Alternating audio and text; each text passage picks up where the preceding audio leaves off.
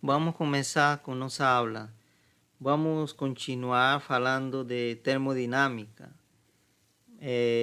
Vamos falar hoje de trabalho e eu vou apresentar já a primeira lei da termodinâmica, tá?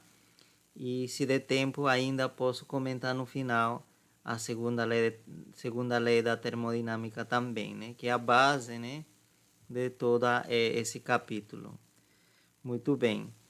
Então, para definir o trabalho, eu vou, né, apresentar para vocês, né, um sistema modelo, em que consiste, né? Nós temos um cilindro, tá?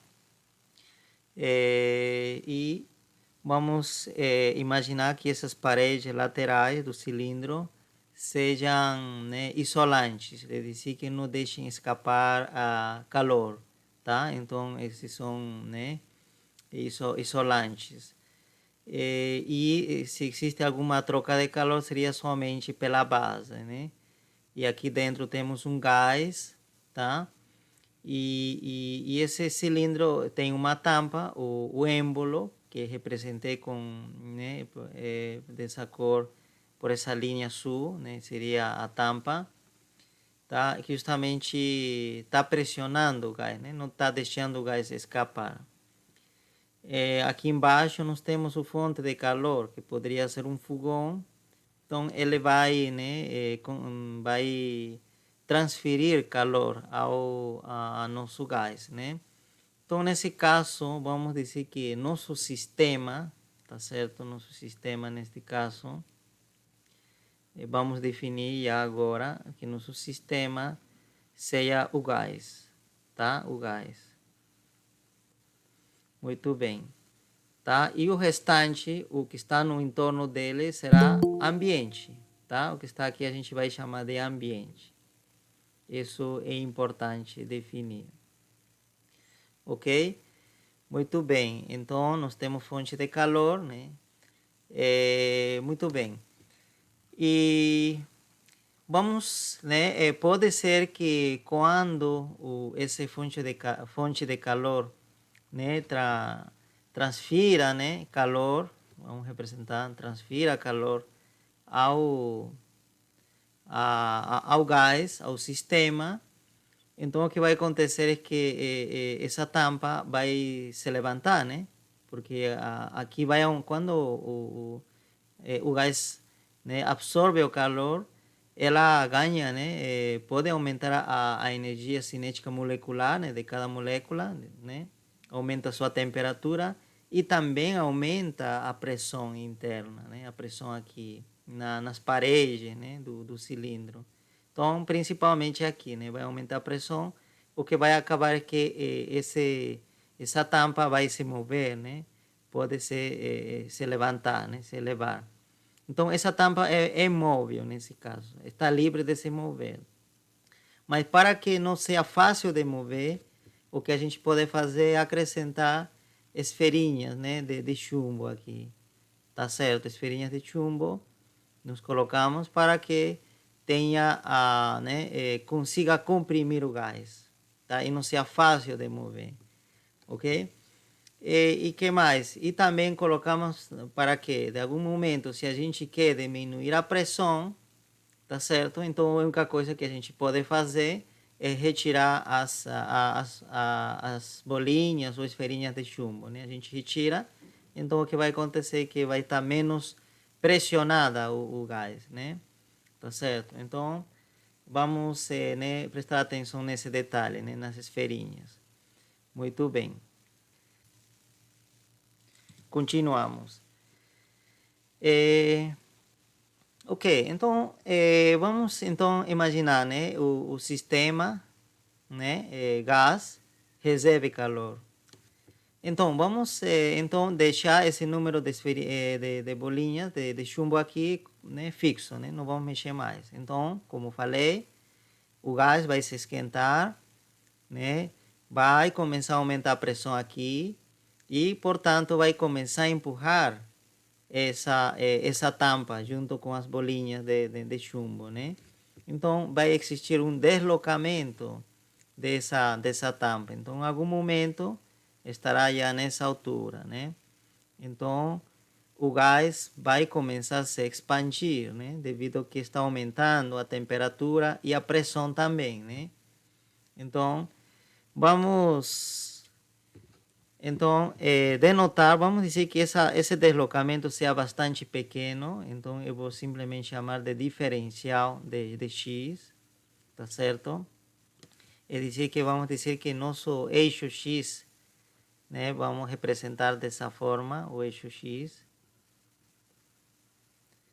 tá certo? O eixo x aqui, né? E este poderia ser a origem, né? Se a gente quiser, ou a origem poderia ser aqui embaixo também.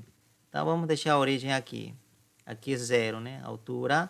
É dizer que esse eixo x eu estou colocando para medir a altura dessa tampa, né? À medida que se move essa tampa, tá? A posição dessa tampa será medida por esse eixo x, tá certo, né? Pode ser que aqui esteja, por exemplo, 10 centímetros, então aqui estará 11 centímetros, né?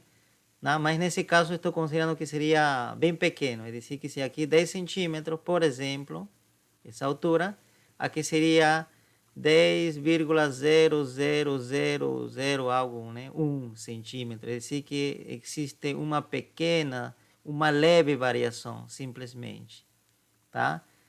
Então, isso que falou quando falou que esse deslocamento é diferencial, é dizer, um deslocamento muito pequeno. Ok, então, o que causou esse movimento? E a pergunta, né? O que causou esse movimento foi a pressão, né?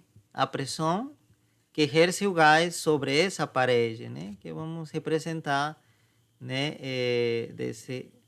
Dessa forma, por esse vetor, né? Então, existe uma força.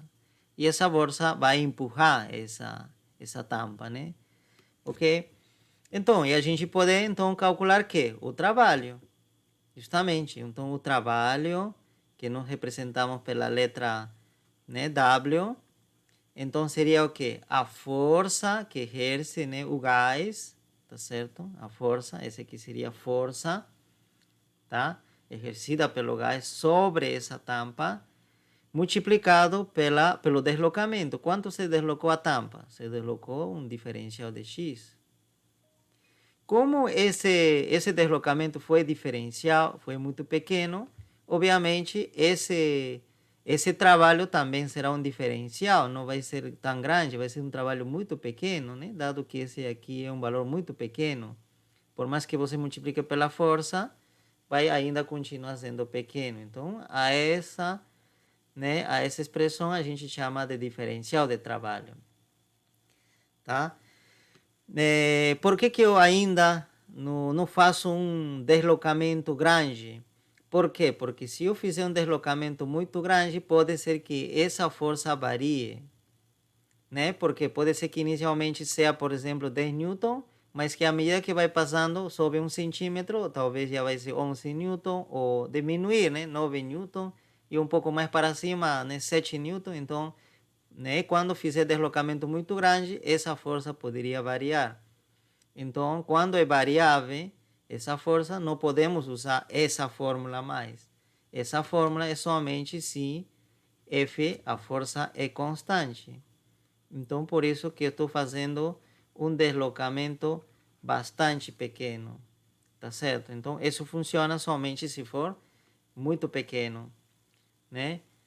Ou, perdão, quando a força é constante, né? Que está agindo sobre a tampa seja constante, ok? Então, o que nós estamos tentando calcular é que o trabalho realizado pelo gás sobre, tá, a tampa, tá? Então, isso daqui. Então, vamos escrever para que fique mais claro. Ambiente, chamei tudo isso. Vou apagar, vocês entendem. Ambiente é o resto, né? Então, este daqui seria o trabalho realizado por quem? Pelo gás sobre a tampa. Ou êmbolo, né? Eu vou colocar simplesmente assim, tampa, né? Mais fácil de escrever. Então, é isso. Muito bem, já estamos prontos de encontrar a fórmula do trabalho, porque, né, diferente de Física 1, em termodinâmica, vai aparecer uma fórmula diferente para calcular trabalho, né? Mas no fundo, na essência, é a mesma coisa. Justamente, estou começando de algo que a gente conhecia de Física 1, porque esse aqui é uma fórmula que a gente conhecia de Física 1. Definição de trabalho, né? A força vezes o deslocamento, né? Claro, se a força é constante. Muito bem. Então, aqui eu vou agora calcular, né, a força. Mas a gente, em um gás, a gente não mide a força. O que a gente mide em um gás é a pressão. Tá certo? O que nós medimos é pressão, P, né? Dentro do gás. Mas não sabemos que, se a gente sabe que a pressão aqui é dado, né? E podemos calcular a força, ou podemos relacionar com a força. Você lembra que a pressão é igual justamente à força, né, que age sobre uma superfície, nesse caso F, justamente o que, né, nós queremos, dividido por quem? Pela área da superfície. Então, essa seria a área de quem? Da tampa. Então, vamos chamar de A. Tá? Então, esse A seria a área da tampa. Ok? A área da tampa. Muito bem. Então, é nessa área que está agindo essa força. Então, isolamos a partir de aqui o F. Então, nós temos que a força seria a pressão dentro do gás multiplicado por essa área. Tá? Como já tinha comentado, a pressão é que a gente consegue medir um gás, né? A gente coloca, né, um medidor de pressão aqui, né? E a gente já tem, né? Quantas atmosferas, né? Tá? Ou quantos pascais. A gente consegue medir isso, né? Então, se multiplicamos pela área né, do êmbolo ou da tampa e pronto, nós temos já a força. Então, substituindo essa informação aqui nessa definição né, de trabalho, então o que nós temos? Então, nós vamos ter diferencial de trabalho, tá? Seria então a força, que já não sabemos que seria a pressão vezes área, diferencial de X. Muito bem. Agora vamos prestar atenção a essa expressão, área vezes dx. O que seria aqui? Né? Olhando aqui. Olha, dx é essa altura. Essa altura é o dx. Né? Essa altura.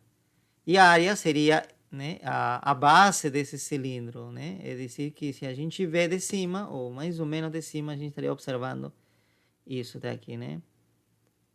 É um cilindro, né? Então tem, né, a secção transversal, né? É um círculo, né? Um disco, tá certo? Então nós estaríamos vendo, eu estou graficando isso daqui, tá? De cima, né? Aqui, olhando de aqui. Então nós conseguiríamos ver isso.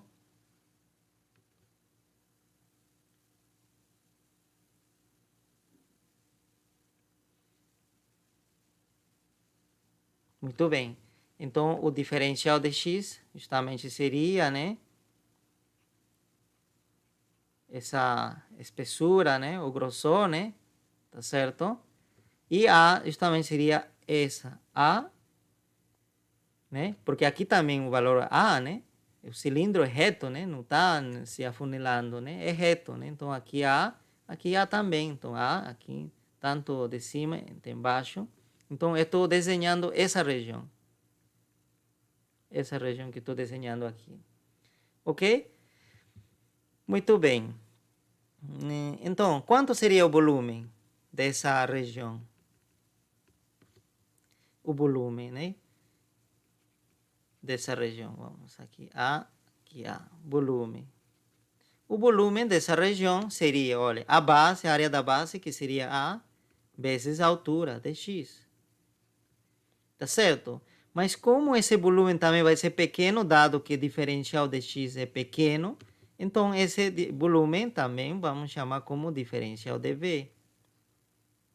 Então significa que é justamente essa expressão que está aparecendo, é isso. Então, este daqui seria o diferencial de volume, né? E que seria aqui? seria tudo essa parte, esse volume que está aqui, né? Esse aumento de volume seria essa expressão que está aqui. Então, o trabalho, então, nesse caso, né, diferencial de trabalho fica como produto da pressão vezes o diferencial de volume.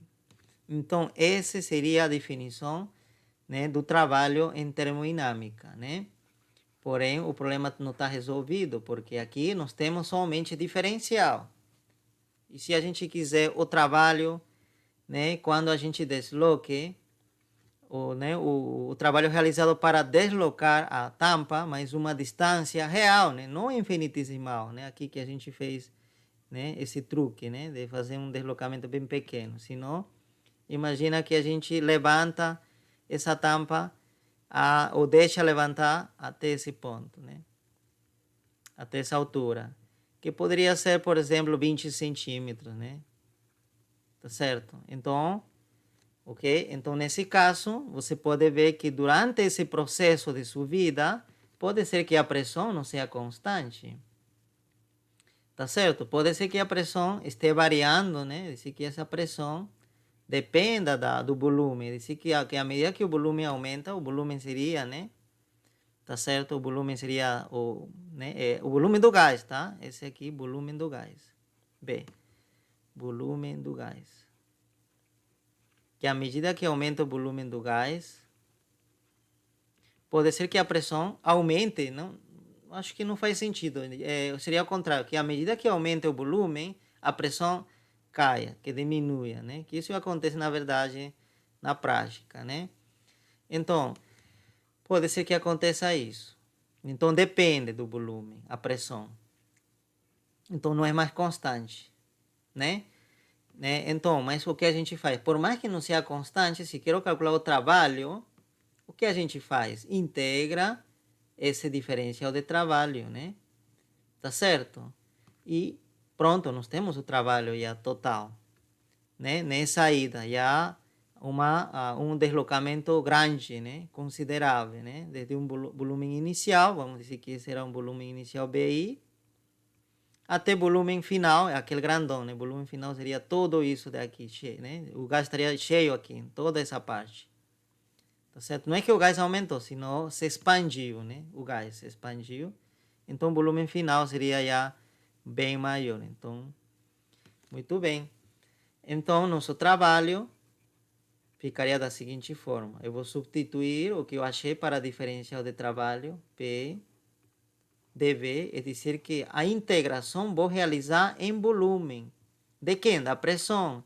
Desde que, então, aqui eu preciso definir os limites de integração, né,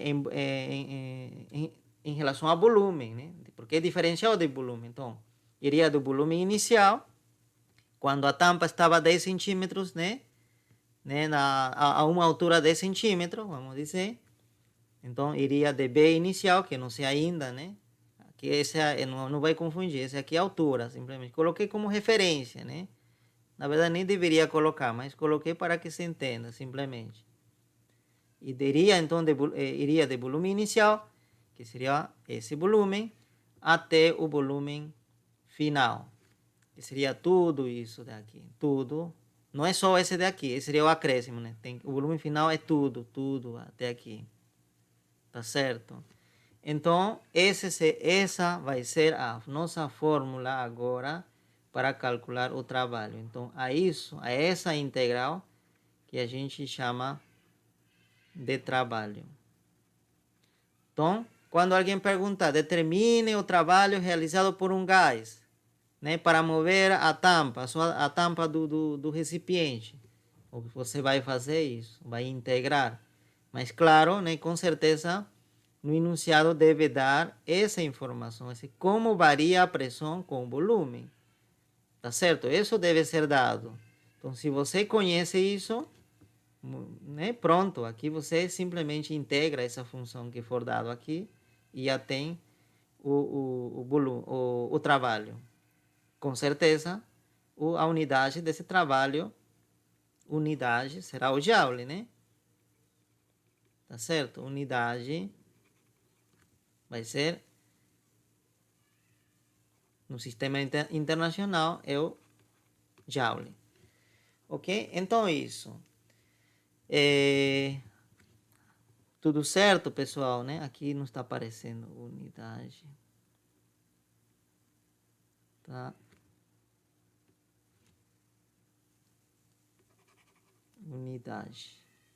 É o Joule. Tá? Porque trabalho é energia. Mais energia transferida, né?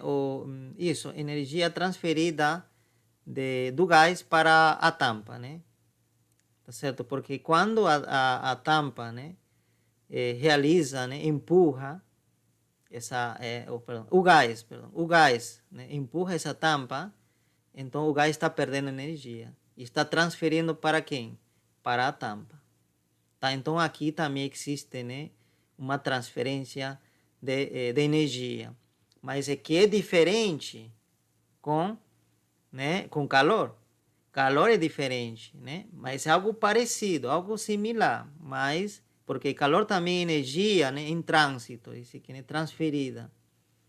E o trabalho também é energia transferida, também.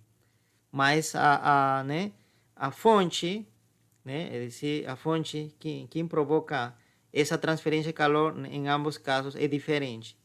Quem provoca essa transferência de calor não é porque você está aplicando uma força aqui, né, para produzir, para transferir calor aqui. Não está aplicando força. Aqui, a única coisa que está, né, o que importa, o que você vai impor é que essa temperatura do fonte tem que ser maior que a temperatura do gás. Se a temperatura do fonte for maior, então vai transmitir calor ao gás. Tá? Então a única condição para que exista calor é que exista diferença de quê? De temperaturas, né? Um gradiente de temperaturas, né? Que a gente diz, né? Uma diferença, né? Nesse caso do fonte de calor para o gás. Então, muito bem. Agora, o trabalho. Para que exista trabalho, o que é importante, o que é necessário que exista? É necessário que exista força e que exista um deslocamento. Tá? Não adianta só ter força.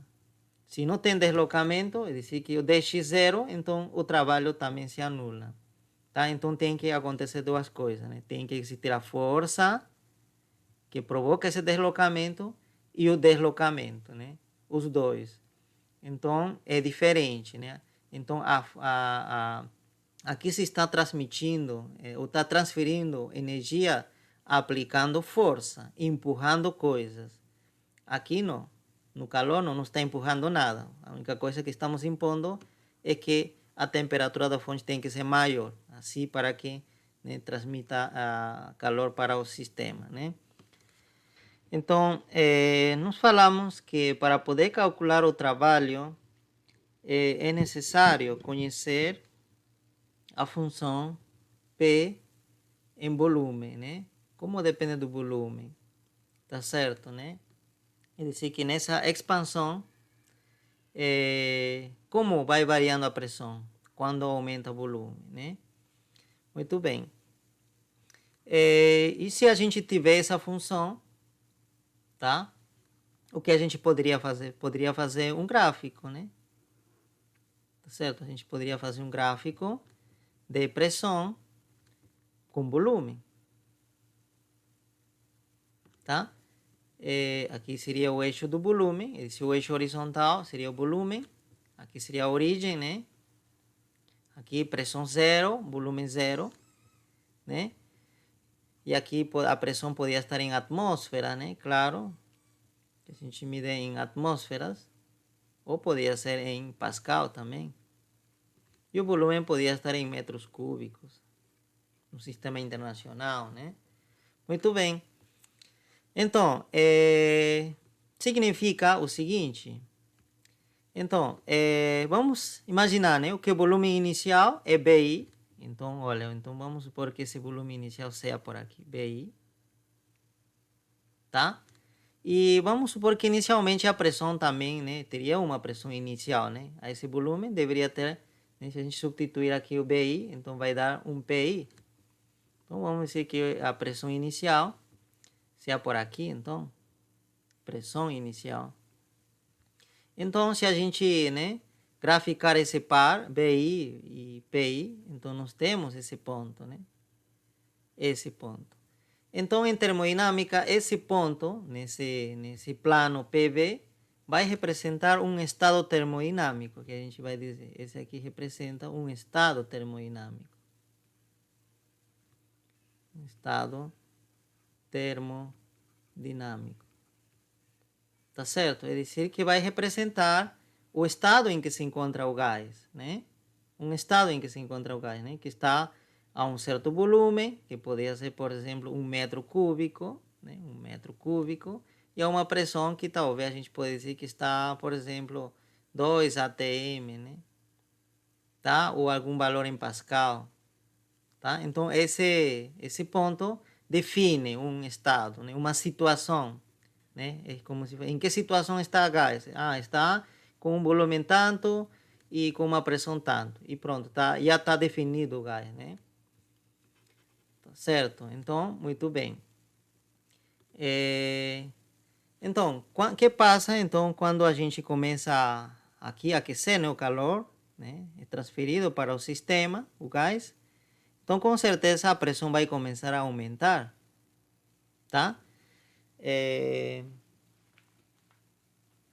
Pode começar a aumentar, mas porém, como o gás, né, essa tampa vai começar a se mover para cima, né? Vai começar a se mover para cima, então vai ter uma expansão, tá certo? Uma expansão. O gás se vai expandir, né?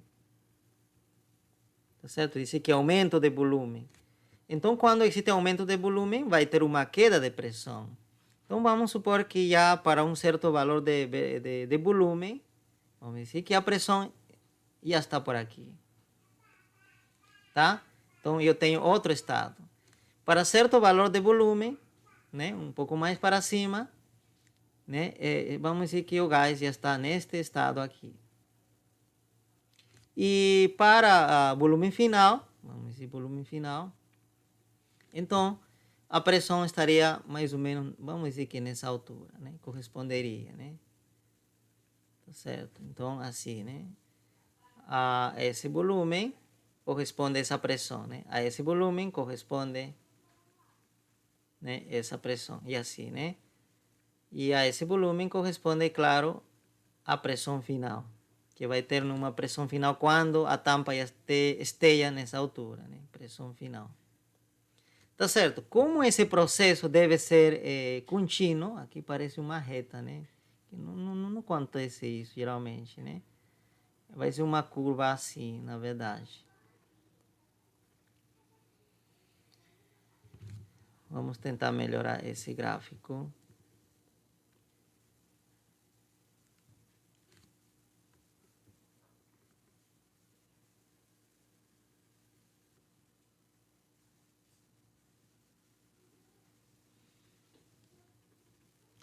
Então, aí estão os pares.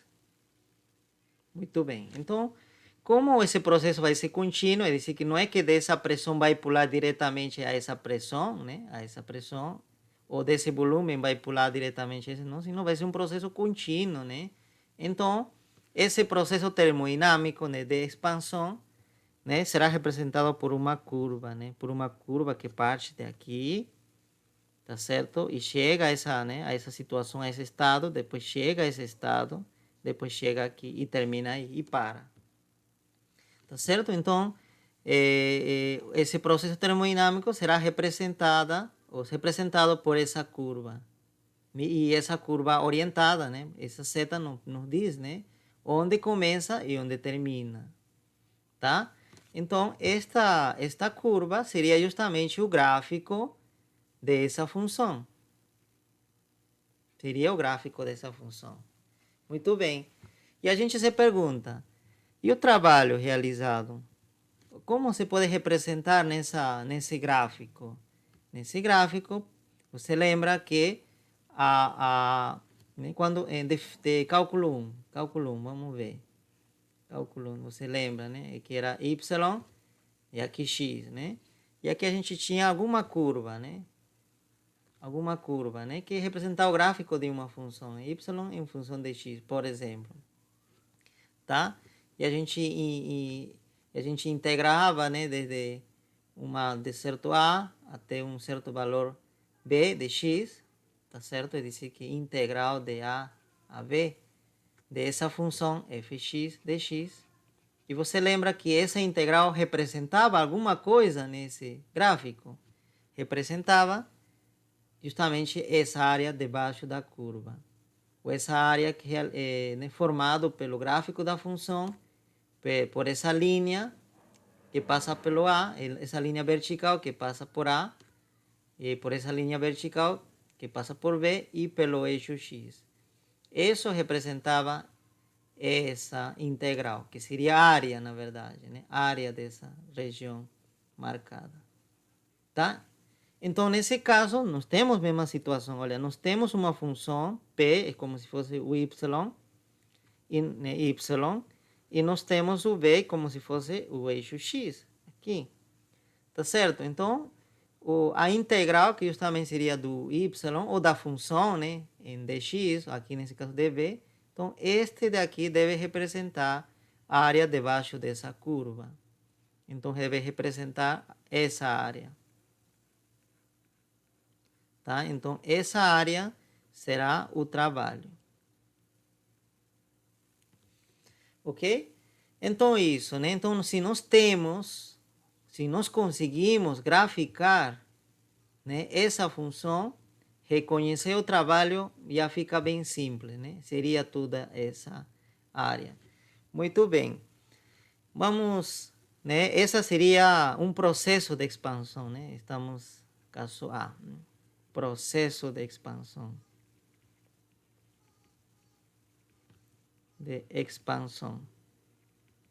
Que o gás está se expandindo, né? Expansão. Muito bem. E nesse processo dá para ver que o trabalho vai ser positivo. Tá certo? Porque essa área é positiva, né? Tá? Como acontecia em cálculo 1, né? Tá certo? Se a curva está acima do eixo X, tá? Essa área com certeza tem que ser positiva. Então aqui está acima do eixo B, né? E como a pressão nunca pode ser negativa, a pressão não tem pressão negativa, a pressão sempre é positiva, então o trabalho no processo de expansão será positivo. Isso é importante, tá? É dizer, quando aumenta o volume, o trabalho será positivo, tá? É dizer, e nesse caso dizemos que quando o trabalho é positivo, nos lemos da seguinte forma, que o sistema, nesse caso o gás, realiza trabalho.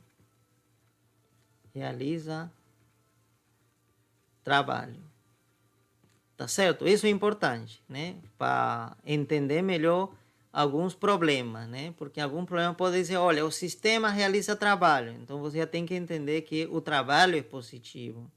É dizer que o gás, o sistema, o gás, é que está empurrando a tampa. E ela, como empurra, né, de dentro para fora, então vai expandir. Tá certo? Então, é muito importante isso, porque a gente vai passar agora, né, fazer o processo contrário, a compressão. Tá certo? Então, nós temos o V.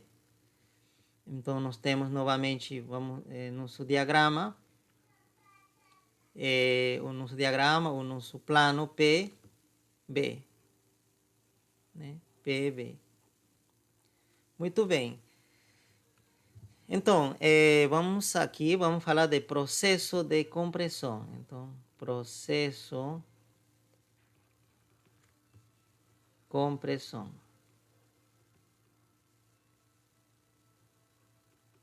Muito bem. Então, se é processo de compressão, o que acontece? O volume diminui. Então, vamos supor que... Vamos olhar o sentido inverso. Imagina que já estávamos aqui, né? Volume E, aqui justamente, vamos desenhar isso. Volume F, e correspondia a uma temperatura, né? Uma pressão.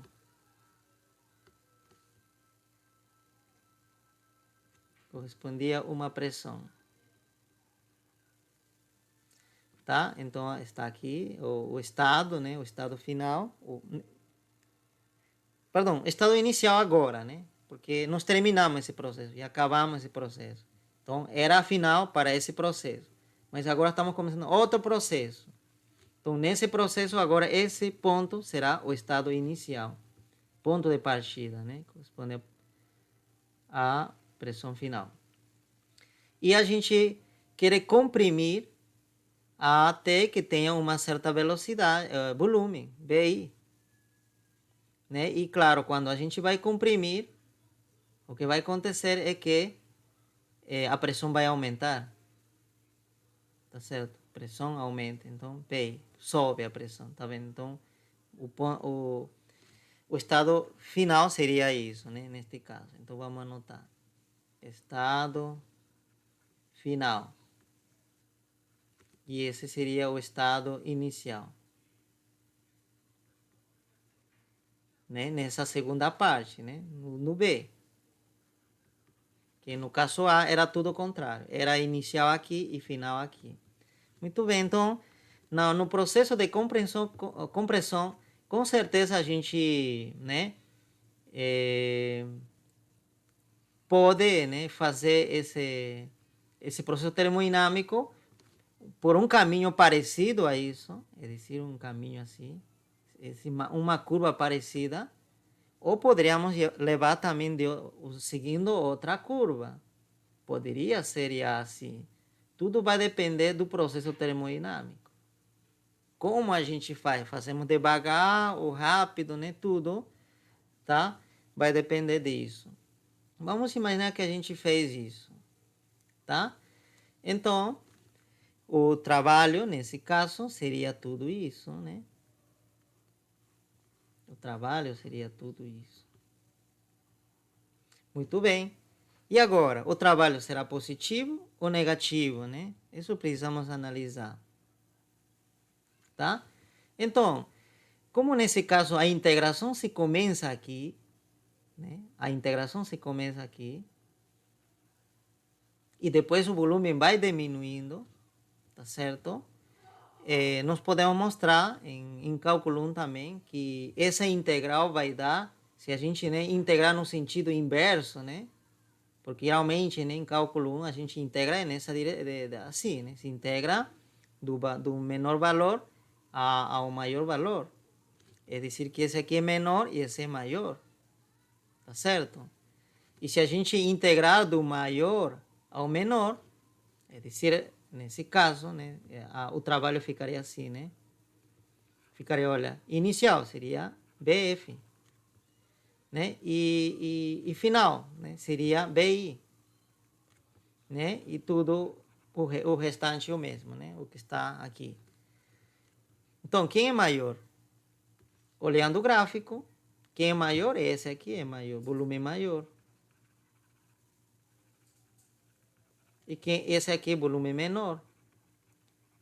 Então, nesse caso, a gente está indo de maior a menor.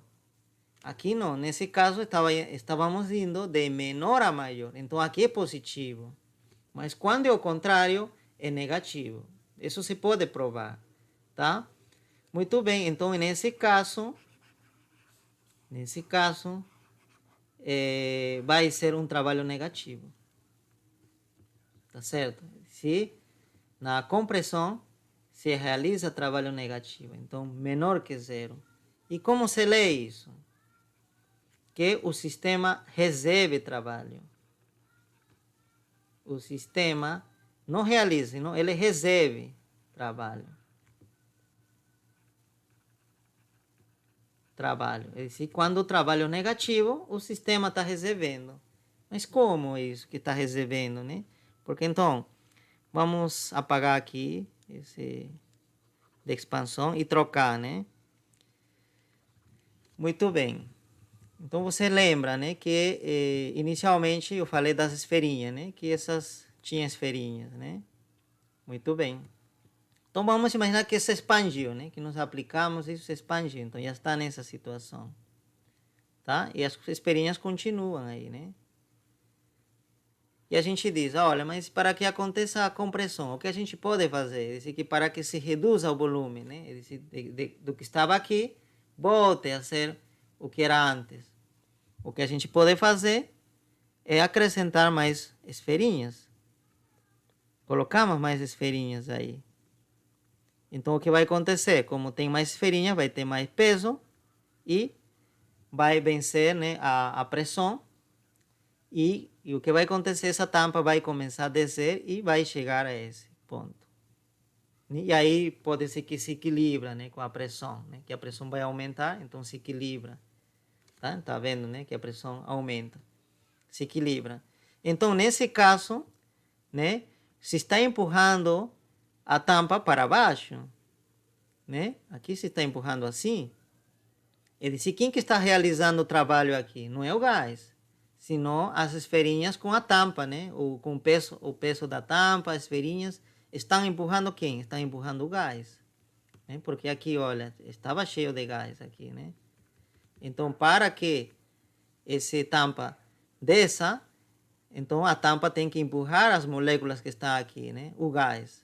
Então, por isso que a gente está dizendo que, neste caso da compressão, trabalho negativo, a tampa e as esferinhas estão realizando trabalho. E quem está recebendo esse trabalho? Está recebendo o gás. O gás que vai né, absorver essa energia. Tá? Professor? Sim. E se eu mantesse essas esferinhas e diminuísse a nossa fonte de calor, ia ser a mesma coisa? Também poderia ser também a mesma coisa, né? É outra saída, né? Em vez de acrescentar as esferinhas, o que a gente faz é simplesmente, em vez de, acrescentar calor aqui, né? Ou de acrescentar, não, em vez de suministrar calor, né? O que a gente pode fazer? Coloca uma fonte de calor, e não seria fonte, né? Um sumidouro, né? Colocamos né, cubinhos de gelo, por exemplo, aqui em contato, né? Cubinho de gelo, né? Algo mais frio que o gás. Para quê? Para que justamente o sentido do calor seja ao contrário. Então, olha, o calor já vai assim. Por quê? Porque o cubinho, já não seria fonte de calor, na verdade, aqui, né? Os cubinhos têm temperatura menor. Temperatura menor. Então, o sentido do calor será isso, né? Então, o gás vai perder energia, claro, em forma de calor. Portanto, isso vai fazer com que a pressão também diminua aqui. Então, já não vai ser necessário acrescentar mais esferinhas. Somente o que já havia e a tampa vão começar a comprimir esse gás, né? Então, vamos, no final das contas, conseguir a mesma coisa, né? Chegar à mesma coisa. Mas também aí o sistema recebe trabalho, né? Por quê? Porque no final das contas, quem que está empurrando o gás? Né? Ou quem está empurrando quem? As esferinhas que estão aqui ou a tampa, né? Estão empurrando as moléculas do gás que estavam aí, né? Estavam aí, né? Se movendo e quando se comprime, então eles deslocam, né? Eles empurram, tá? Então, nesse caso, o sistema recebe o trabalho, né? Ou o ambiente, nesse caso, o ambiente realizaria trabalho sobre o sistema, tá? Ok, vamos para o terceiro caso. Vamos falar do processo termodinâmico que a gente chama de ciclo, né? Ciclo, que é muito importante para entender o funcionamento de algumas máquinas térmicas, tá? Porque as máquinas térmicas funcionam em ciclos, né? Uma ida e volta. Muito bem. Então, vamos agora combinar, né, os dois exercícios, os dois casos anteriores, né, A e B. Vamos combinar aqui. Então, vamos começar novamente de zero. Vamos supor que nós estávamos aqui nesse estado, né, com um certo volume. O nosso gás estava nesse estado, a uma determinada pressão, a um determinado volume, tá? E a gente vai expandir. E a gente vai expandir seguindo essa trajetória aqui. Né? Vamos imaginar, seguindo essa trajetória. Até, vamos dizer, a essa pressão. de ter essa pressão e esse volume, tá? Então, esse é o estado final e esse aqui é o estado inicial. Então, eu preciso graficar o sentido, né? Para que fique mais claro. Muito bem. E o trabalho, então, nesse caso, seria tudo isso, né? Positivo, claro, né? Porque é uma expansão, aumenta o volume. Muito bem. E agora vamos imaginar que a gente já expandiu, estamos nessa situação, né? Assim, volume grande, né? Volume grande, tá? É dizer que nesse primeiro caso aconteceu o movimento das tampas, aconteceu nesse sentido, né? Tá certo? Terminou, estamos aqui. E depois a gente troca o sentido. É dizer que a tampa já se vai mover assim, para baixo, né? Você vai comprimir. E vamos imaginar que ela não vai pelo mesmo caminho, senão ela volta por esse caminho roxo. Assim. Então aqui é o sentido, né? Então, olha, nós temos, se considerarmos todo o processo como um só, de ida e volta, nós temos uma curva fechada, né? Então, isso é o que representa um ciclo. Tá certo? Então, um ciclo é um processo termodinâmico, né? Representado por uma curva fechada no plano PV. Tá? Então, esse daqui é um que a gente chama de ciclo.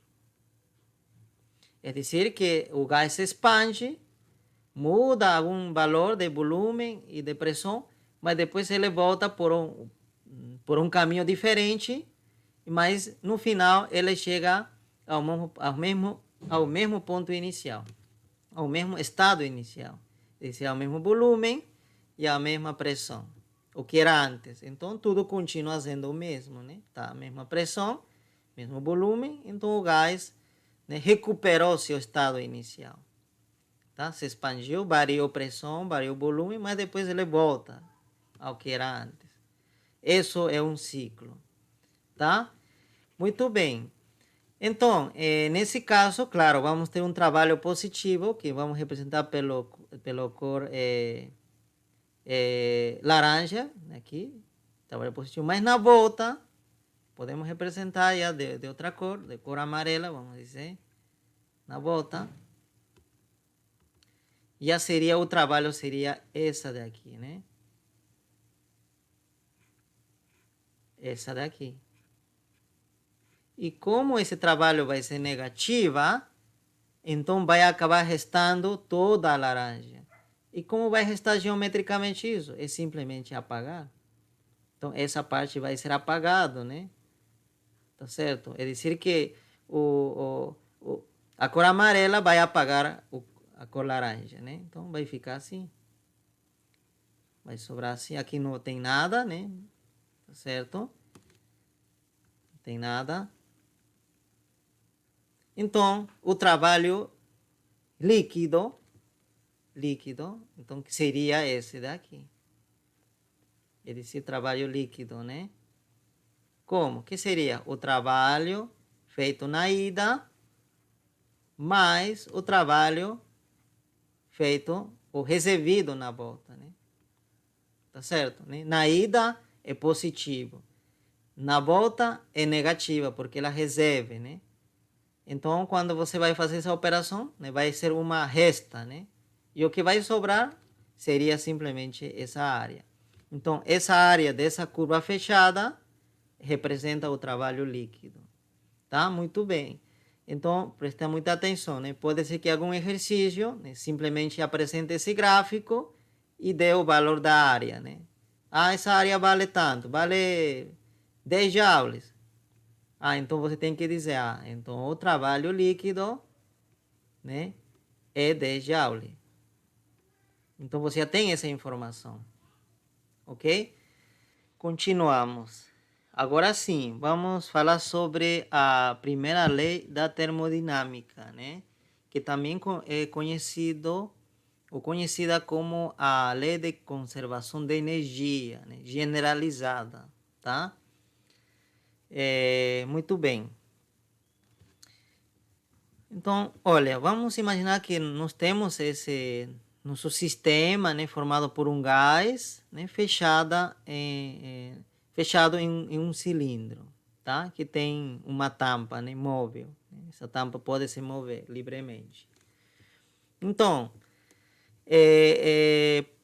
como novamente repito, esses lados laterais né, são isolantes, é dizer, que não existe transferência de calor por esses lados, somente existe transferência de calor por baixo. Aqui tem um fogão, né, que está a uma temperatura, né, alta, né, portanto, está transferindo calor ao sistema. Muito bem. Então, está entrando uma energia, como você está vendo aqui, uma energia que ao sistema. E agora, o sistema pode usar essa energia de duas maneiras. Pode usar para aumentar sua energia interna, porque o gás tem sua energia interna, né? Já nos falamos que era a energia interna, né? Muito bem. Pode, né, aumentar sua energia interna. Então, podemos dizer, olha, que o calor recebido, esse é o calor recebido, né, esse que poderia servir para variar sua energia interna, se aumentar sua energia interna, tá certo, né? Então, e quanto vai ser essa variação de energia interna? Todo o calor que receber, né? Se receber, por exemplo, 10 joules de calor, então a variação de energia interna vai ser 10 joules também, né?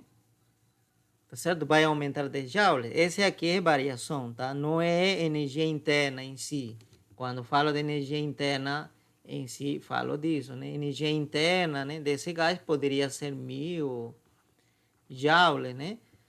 Então, quando receber esse calor, então, se esse gás decide transferir todo, ou absorver esse calor e usar para aumentar sua energia interna, então sua energia interna já vai ficar quanto? 1100 joules. E quanto seria a variação, né, de energia interna? Esse seria inicial, né, representamos como I, e esse seria final. Então seria o final menos inicial, que seria 1100 menos 100, que dá 10 joules justamente. E isso é justamente o calor que foi repassado, né, pela fonte de calor para o gás.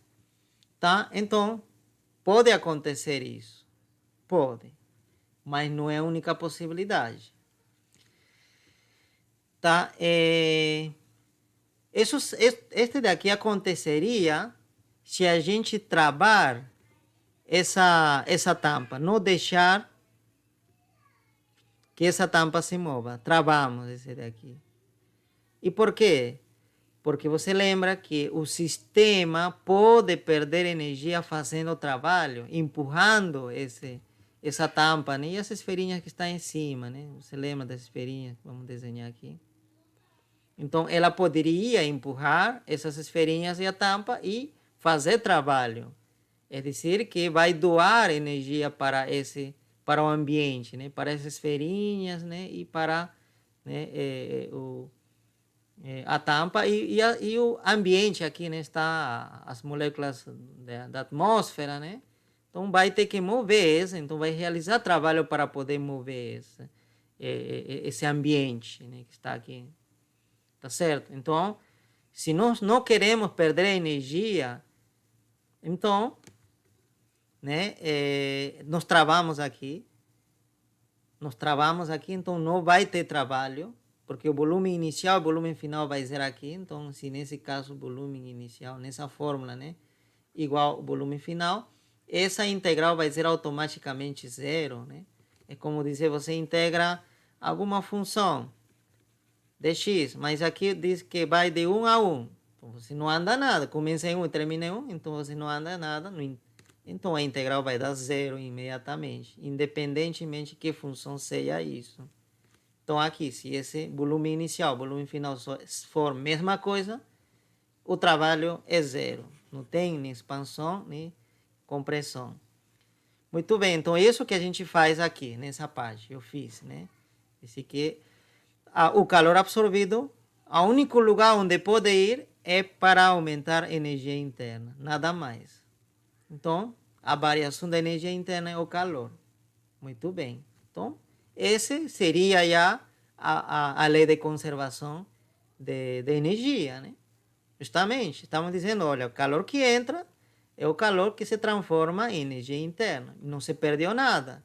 Entrou 100 joules e quanto vai aumentar a energia interna do sistema? 10 joules também. Tá certo? Não está se perdendo nada de energia. Ou também não está saindo de algum lugar estranho a energia de nada, né?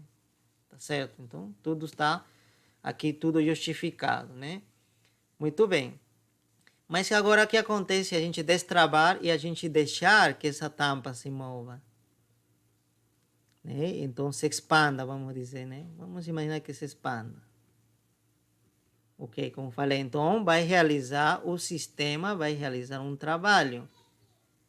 Então, essa é energia. Então, o sistema vai ter que dar também energia para o ambiente, né? Ele se recebe por baixo, mas por cima perde em forma de trabalho. Então, aqui com certeza não vai acontecer isso, né? Recebe 10 joules. Então, se sua energia interna final for 1100, então não sobra nada para trabalho, né? Então, o lógico, um exemplo poderia ser que sua energia interna então aumente simplesmente a 1005 joules, somente. Então, a variação de energia interna ficou simplesmente 5 joules, aumentou 5 joules. E como entrou 10 joules, ainda está sobrando quanto? Ainda está sobrando 5 joules. E esses 5 joules aonde pode ir? Pode ir, então, como trabalho. Então, o trabalho pode ser 5 joules. Então, o que significa? Que essa energia que entra se distribui, né? Essa energia que entra se distribui aumentando a energia interna e, né, ou se usa para aumentar a energia interna ou para poder realizar trabalho. Tá certo? Então, olha, entrou 10 joules e a variação de energia interna, vamos dizer 5 joules, como eu dei nesse exemplo, e aqui trabalho 5 joules também se distribui. Tá certo? Então, significa que aqui, em geral, a equação deveria ser assim, que o calor deve ser igual à variação da energia interna mais o trabalho. Tá certo? Que eu posso usar o calor absorvido para aumentar a energia interna do gás, né? Ou para fazer trabalho. Mas se não fizer trabalho, se for zero aqui, então todo o calor se transforma em aumento de energia interna. Muito bem. Aqui coloquei um exemplo, né? Em que ficou 5,5, né? Quer dizer que sempre vai ser isso, que se a variação de energia interna é 7, então o trabalho também vai ser 7, não. Será um exemplo, foi uma coincidência, né? Que esses valores coincidiram. Então, poderia ser que a variação da energia interna fosse simplesmente 2, tá certo? Então, variação 2, ele disse que estava a 1000 joules e agora foi a 1002 joules. Então, variação 2. Portanto, se a energia interna consumiu 2 joules, mas entrou 10, os 8 que sobram, onde vai parar? Não se pode perder. Vai para o trabalho. Então, poderia se dar essa combinação sem nenhum problema. Sem nenhum problema. Tá? Poderia ser o contrário também. Aqui poderia ser 8 e aqui 2. Poderia ser. O que não pode é que essa soma não pode ser maior que isso ou menor que isso. Tem que ser igual. Tem que, né, se balancear, tá? Alguma pergunta sobre isso? Tudo bem. Então, essa é a primeira lei da termodinâmica. É bastante simples, né? É uma lei de conservação de energia, né? Que está dizendo que a energia não pode, né, sumir de nada. Tem que ir a algum lugar, tá? Muito bem. Agora vamos falar de alguns casos particulares da primeira lei da termodinâmica, né? Muito bem. Então, agora vamos falar sobre alguns casos especiais, tá? Vamos começar vamos entender os processos adiabáticos. O que seriam os processos adiabáticos, né? Então, os processos adiabáticos seria quando você usa um cilindro bem isolante, né, lateralmente e também pelo baixo, tá? Então significa que por mais que você coloque uma fonte de calor, não vai existir transferência de calor, tá certo? Então, né, estão as moléculas, nada mais, né? Então, essas paredes seriam paredes isolantes. Todas as paredes, tanto por baixo, tanto por lado e tampa também, né? Paredes isolantes. Então, em processo adiabático, então o calor será zero. Tá certo? Não tem como o sistema, né, transferir calor, né, com o ambiente, tá? Então, aqui vamos começar novamente. Vamos supor que nosso gás está assim, né, com uma determinada energia interna e isolado. Tá certo? Não tem calor. Então, o que nos diz? Se o calor é zero, tá? Então, essa aqui é a primeira lei da termodinâmica, de forma geral. Então, se aqui é calor zero, então podemos escrever, né? Podemos escrever nossa primeira lei termodinâmica para esse caso especial. Então, calor zero, então zero igual variação da energia interna mais trabalho. Isolo a variação da energia interna, tá? Isolando, né, variação da energia interna. Esse passa ao outro lado, como menos, né? Então vai ficar a variação de energia interna menos o trabalho, tá? Então, a primeira lei da termodinâmica para processos adiabáticos seria essa daqui. Essa é a primeira lei. Se simplificou. Por quê? Porque o calor é zero nesse caso. O que significa isso? Você lembra que tínhamos dois casos, né? Tínhamos dois casos, né? Expansão, né? Porque aqui existe trabalho, trabalho existe. Então, olha, nós tínhamos dois casos. Primeiro, né? Primeiro, expansão. Expansão, que significa que o gás, né, está aqui, esse seria o cilindro, né? Aqui seria o cilindro, aí está o gás. Então, expansão que significa que aumenta o volume, tá certo? Aumenta o volume. Então, se aumenta o volume, o trabalho é positivo, né? Você lembra? Né? Nós falamos disso, né? Trabalho é positivo nesse caso. Então, o que significa? Se esse daqui é positivo, com esse menos, fica negativo. Então, significa que a variação da energia interna é negativa. Ok? Então, é um processo adiabático, né? Tudo isolado. Quando o gás se expande, sua energia interna diminui, né? Porque quando se expande, é o gás que está realizando o trabalho, né? Está empurrando, né, essas esferinhas, né? O ar que estiver aqui no ambiente está empurrando. Então, ele está realizando o trabalho, está doando energia para o ambiente. Tá? Então, e de onde vem essa energia? Claro, da energia interna. Então, portanto, a energia interna diminui. Então, essa variação é negativa. Ok? Muito bem. E no segundo caso, qual é a compressão, né? A compressão. Então, nós temos, novamente, nosso cilindro, né? A tampa. Isso, né? Aqui vamos dizer que nós temos, claro, esse mesmo, sim. E aqui temos nosso gás. Ok?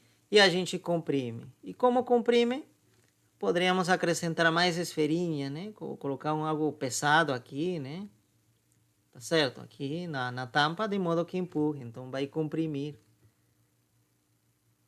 Vai comprimir, né?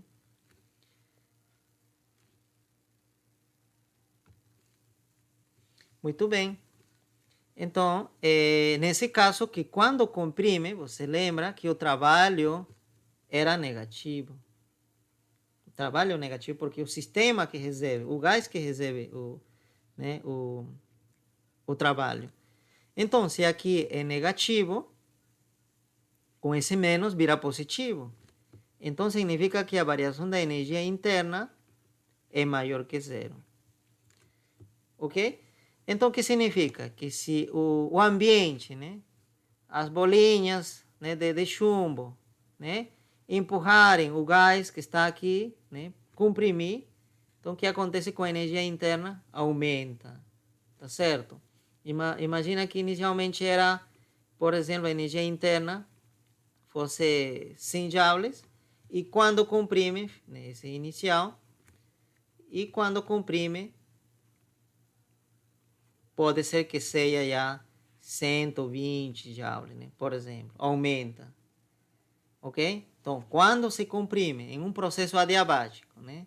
Quando se comprime, aumenta a energia interna. Quando se expande, a energia interna diminui. Tá certo? Muito bem. E a temperatura? A gente pode falar algo da temperatura? Sim, né? Em alguns casos, você lembra que quando a energia interna varia, aumenta, por exemplo, nesse caso aumenta, esse aumento de energia interna poderia ser, né, usado para aumentar a energia cinética translacional das moléculas. Né? As moléculas ficam mais agitadas. E que aumenta quando as moléculas estão mais agitadas? Aumenta a temperatura. Então, quando a gente comprime, existe a possibilidade de que a energia, a temperatura aumente.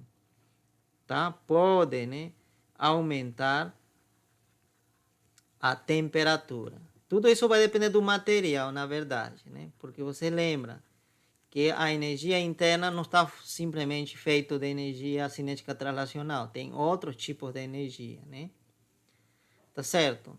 Mas, logicamente, né, como a energia cinética translacional é parte da energia interna, então pode absorver, né, esse trabalho realizado sobre o sistema, né, essa energia doada ao sistema, e pode aumentar a temperatura, ok? E nesse caso de expansão, esse volume aumenta, pode acontecer tudo o contrário.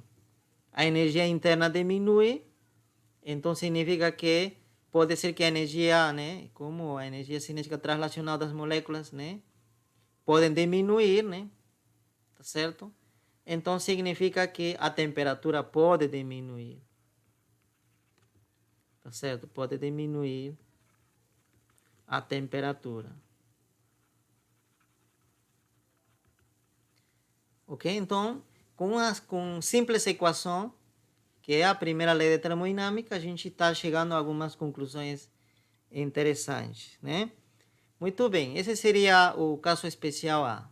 Então, vamos para o segundo caso especial.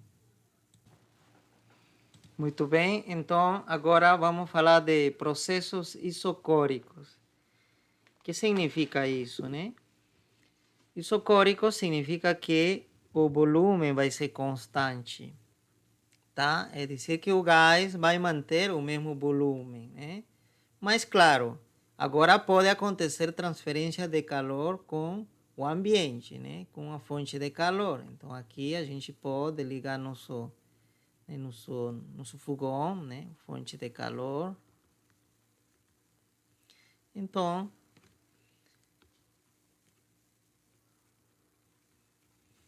existirá uma transferência de calor, tá? E não necessariamente né? Nesse caso, claro, né? Se é fogão, vai ser sobre o sistema, né? Mas poderia também ser o contrário. Poderia ser que o sistema esteja dando calor para o ambiente, né? Nesse caso seria, né? Aqui a gente coloca gelo, né? Tá certo? Podia também acontecer isso. Tudo que eu vou falar aqui funciona também no sentido inverso, tá?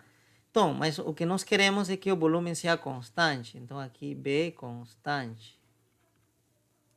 Vou colocar melhor completo, né? Volume constante. Muito bem.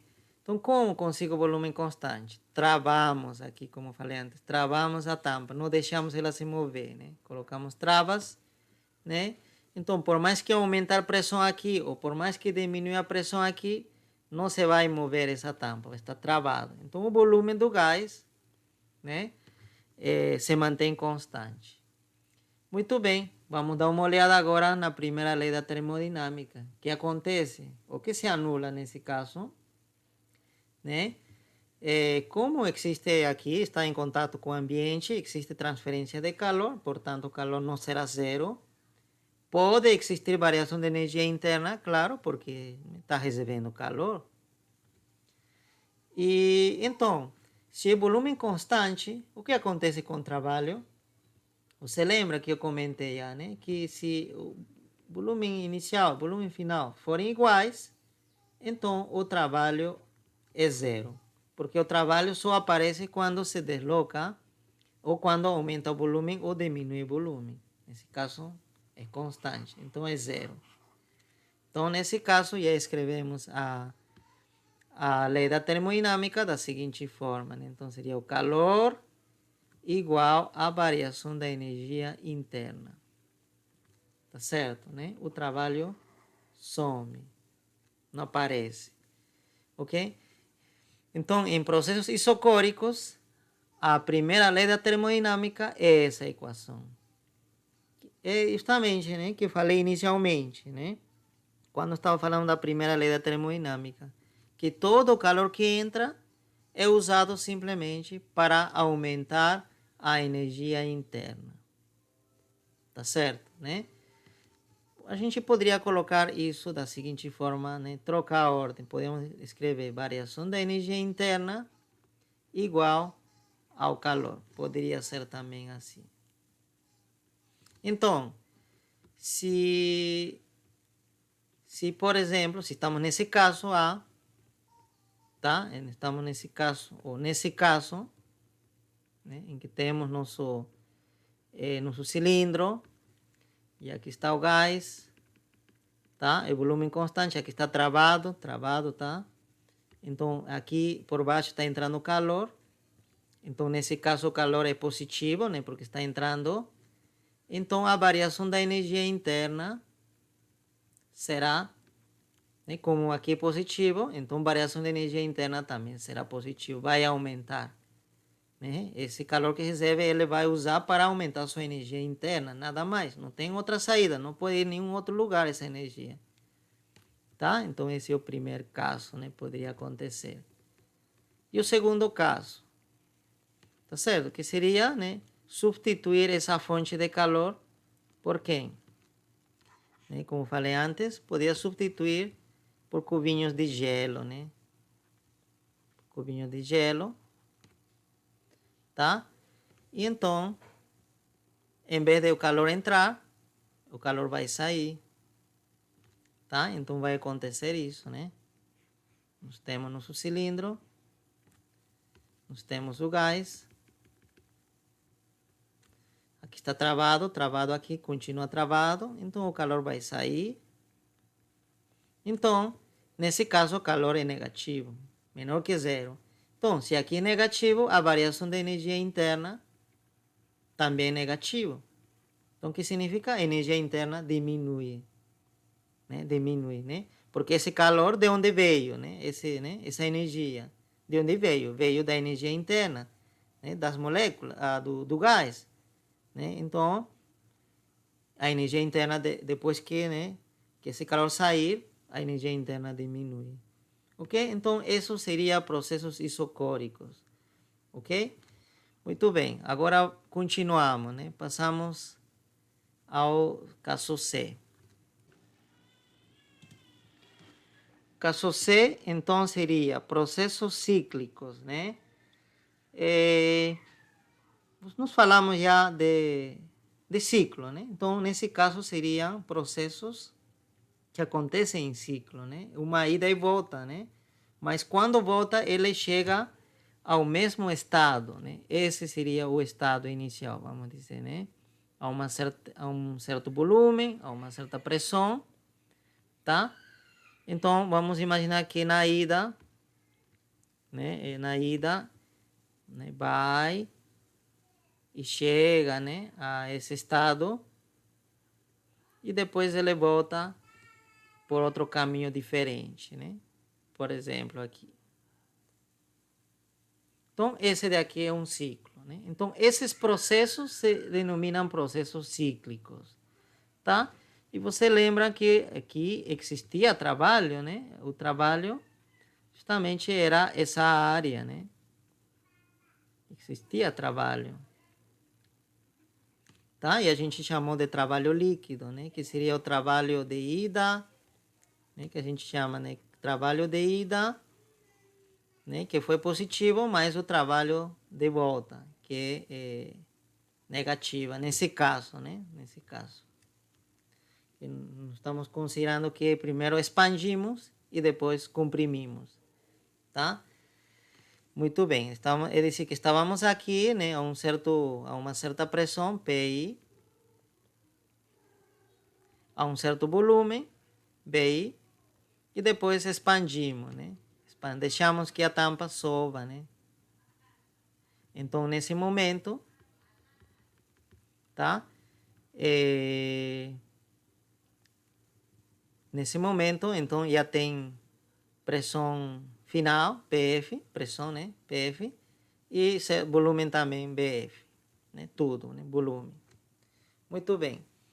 E depois a gente comprime, né? Novamente, né? Empurra essa tampa de modo que volte à sua posição inicial, tá? E a pressão também precisa voltar, né? Até o mesmo valor, que era PI, né? Muito bem. Agora, vamos dizer o seguinte, né? Nesse processo cíclico, o que acontece com a energia interna? Com a energia interna. Vamos chamar energia interna inicial e energia interna final.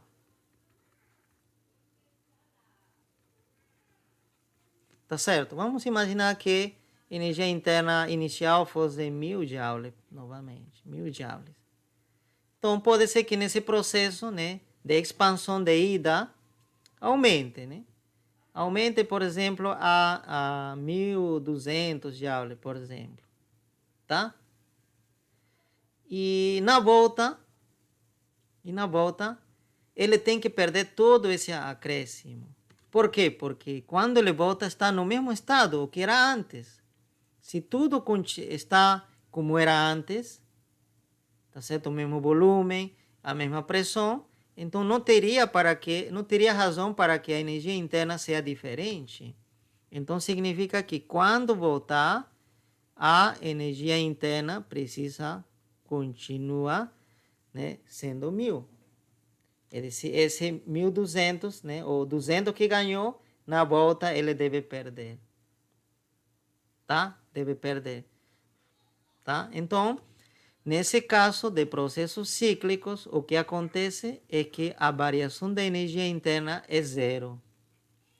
Então, aqui, delta da energia interna é zero. Que significa isso? Que a energia interna inicial, nesse ponto, né, antes de partida, né, aqui, e depois, quando volta, no mesmo, aqui, né, a energia interna aqui novamente, mas quando já volta, são o mesmo, é o mesmo, tá? Então é isso. Então, se a variação de energia interna é zero, novamente olhamos para nossa primeira lei da termodinâmica. Então, quem será? Aqui será a energia, essa expressão aqui. Então, nós temos o quê? Que o calor é igual ao trabalho. Tá certo? Mas aqui, o calor será... Mas que calor? O calor na ida, calor absorvido na ida, né? Porque na ida, quando se expande, pode ter absorvido calor, mas o calor que poderia também continuar absorvendo ou cedendo na volta, né? Quando se comprime, né? Então seria o calor na volta, tem que ser em todo o processo, né? Tanto na ida, tanto na volta. E o trabalho também tem que ser a mesma coisa, trabalho na ida, mais o trabalho na volta, tá certo? Ida, esse aqui que estou chamando de ida, esse processo, e esse daqui que estou chamando de volta. Muito bem. Então, você já sabe o que seria trabalho de ida mais trabalho de volta. Seria o trabalho líquido. Então, esse daqui será trabalho líquido. E esse calor absorvido ou cedido na ida, mais o calor absorvido ou cedido, né? Isso, né, pode acontecer as duas coisas. Pode ceder na ida e na volta pode absorver. Ou vice-versa, tá? Isso a gente não tem como definir ainda agora, tá? Mas a essa soma a gente vai chamar também de calor líquido. Tá certo? Então seria o calor na ida mais o calor na volta, né? Lembrando que, claro, se o sistema cede calor, por exemplo, vamos dizer que na volta, vamos dizer, na ida ele absorve calor positivo, na volta ele cede calor, né? Então calor negativo. Então esse daqui vai ser uma resta. É a mesma coisa no trabalho, né? Isso já comentamos antes. Muito bem, então se cumpre isso, que o calor líquido é igual ao trabalho líquido. Então o calor será tudo isso. Também, né? Tá? Como você queira ver, você pode escrever dessa forma ou dessa forma. Ambos são equivalentes, tá? Muito bem, então essa área que está aqui também será igual ao calor líquido. Nesse caso de processos cíclicos, né? Então é isso, pessoal. Tá? Então eu apresentei esses 3 casos, né? Existem outros casos, mas que a gente poderia já ver em outra oportunidade, né? Mas eu acho que está bom aí. Com isso, eu acredito que vocês já podem resolver alguns exercícios, tá? Mas, antes de finalizar, que estamos já chegando no final da aula, né? Também da disciplina, eu vou ainda falar sobre a segunda lei da termodinâmica, tá? Mas vai ser bem rápido. Muito bem, então para finalizar, vamos falar sobre a segunda lei da termodinâmica. Tá, a segunda lei da termodinâmica é bastante ampla, tá? E tem várias formas de enunciar a segunda lei da termodinâmica, tá? Tem alguns mais simples, tem alguns mais matemáticos, tá? Alguns mais elaborados, tá? Então é um campo bastante aberto, né? E amplo. Então, em que consiste? Eu vou apresentar né? Eu vou enunciar de uma forma bem mais simples possível, né? Que eu achei aqui no livro, né? Que diz que o calor por si mesmo jamais flui de um objeto frio para um objeto quente, tá certo, né? Então, naturalmente, sem nenhum, né? Sem a intervenção de algum agente externo, o calor não pode ir do objeto frio para um objeto quente. Isso a gente não observa na natureza, tá? É dizer que a experiência que nos mostra isso, né? Tá?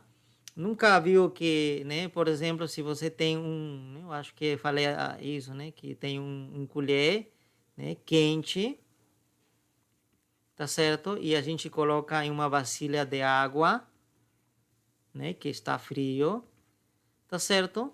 Nunca viu que se a gente colocar em contato, né, que a colher vai ficar mais quente, porque o calor, né, vai do frio para o quente, né? Porque se acontecesse isso, se o calor fosse do frio, né, para o quente, então a energia interna da colher aumentaria e sua temperatura ainda aumentaria mais, então ficaria mais quente e o frio ficaria mais frio. E isso nunca acontece, né? Tá certo? Não acontece. No nosso dia a dia, pelo menos nos entornos, esse fenômeno não passa. O que acontece é que o objeto mais quente dá calor para o objeto mais frio. Portanto, o objeto frio ganha né, energia, diz que aumenta sua energia interna e também aumenta sua temperatura, porque está relacionado com a energia interna, né? Então, aumenta a temperatura desse frio, né? E o quente, como perde energia, né, em forma de calor, então sua energia interna diminui, portanto, sua temperatura diminui. Tá certo? Até que ponto acontece isso? Até que se igualem, né? Tá certo? Até que a temperatura, né, da colher seja igual à temperatura da água. Uma vez que acontece isso, então o calor desaparece. Zero, né? Não tem mais fluxo de calor. Muito bem. Então é isso, né? A segunda lei de termodinâmica. Então, se nós temos aqui dois objetos, T1 e T2, se aqui, né? Se T1 for maior que T2, tá certo? Então o fluxo de calor será assim, tá? Do mais quente para o mais frio. Porém, se a temperatura de T2 for maior, tá certo? Então acontecerá isso, né? Esse seria se T2 for maior que T1. Tá? Então esse seria o sentido do calor, né? Então o calor tem sentido, sempre irá do que tem maior temperatura ao que tem menor temperatura, né? Isso é a segunda lei de termodinâmica em princípio. Mas esse conceito a gente pode ainda, né? Esse enunciado a gente poderia usar para poder entender mais como funcionam as máquinas térmicas, né? Tá? Então, ainda, né? Tem muito a falar aqui.